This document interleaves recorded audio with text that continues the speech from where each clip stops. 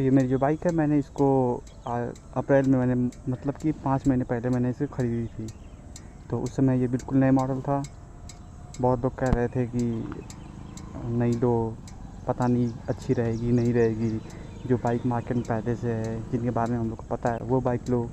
पर मेरा था कि मेरा हमेशा से ये है कि मैं कोई भी चीज़ लेता हूँ तो मैं सोचता हूँ कि यूनिक लूँ, या फिर उसका कलर यूनिक हो, जो किसी के पास ना हो, या फिर वो जो चीज़ मैं ले रहा हूँ वो खुद यूनिक हो, मतलब सबके पास ना हो। तो मैंने बाइक ये इसीलिए ली थी, मेरा इसके बारे में मुझे कोई नॉलेज नहीं थी। बस ये नई नहीं दिखी, मैंने इसका फर्स्ट राइड जाके लिया है हीरो एजेंसी पे, और मैंने उसी दिन इसको बुक कर दी पैसे देके, और 10 दिन बाद इसकी डिलीवरी मुझे मिल गई थी। तो फाइनली मैंने इसको चला दिया अभी तक 5 महीने में मैंने चलाया इसको टोटल। 1 मिनट, स्टैंड लगी है 6377 किलोमीटर मैंने पूरे चला दिए इसको। तो मैं आज आपको बताऊंगा कि इतने दिन मैं इसको ऑन करने के बाद मेरा इसके बारे में ओपिनियन क्या है, क्या राय है मेरी कि लेनी चाहिए नहीं लेनी चाहिए, मैंने ये डिसीज़न सही लिया या नहीं लिया। तो मैं सभी लोग सबसे पहले इसकी अच्छाइयाँ बता, मैं सबसे पहले इसकी बुराइयाँ बताता हूँ।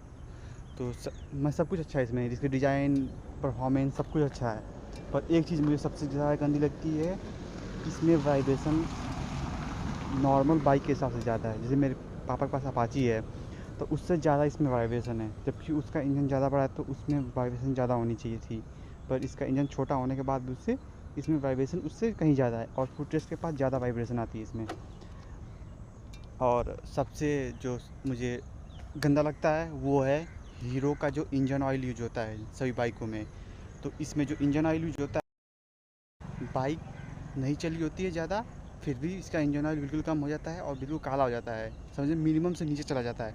पिछली बार भी ऐसा हुआ था, मैंने सिर्फ 2000 चलाई थी। अब बाइक की सर्विसिंग 3000 किलोमीटर पर होनी थी, पर 2000 चला दिया मैंने, तो उसी में इसका इंजन ऑयल इतना कम हो गया था कि मुझे इसको सर्विसिंग करानी पड़ गई थी।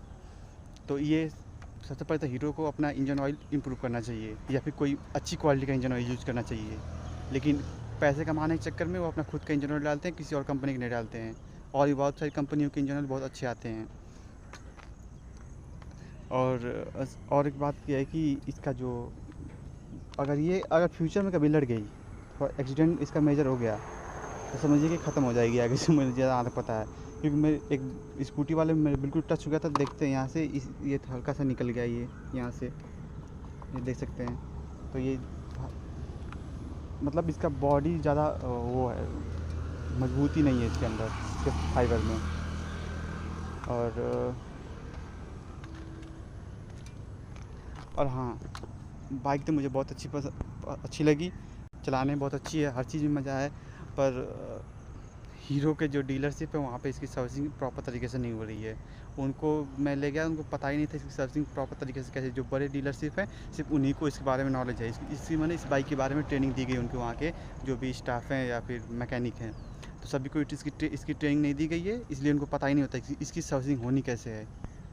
अगर उनको पूरी बाइक खोलने के लिए कहते तो नहीं खोल पाएंगे वो। ये हाल है हीरो के सर्विस सेंटर पे।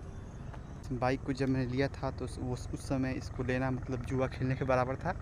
और क्योंकि वो उसमें बिल्कुल नहीं थी, तो इसके बारे में भी, इसके इंजन के बारे में, इसके बारे में किसी को कुछ नहीं नॉलेज थी।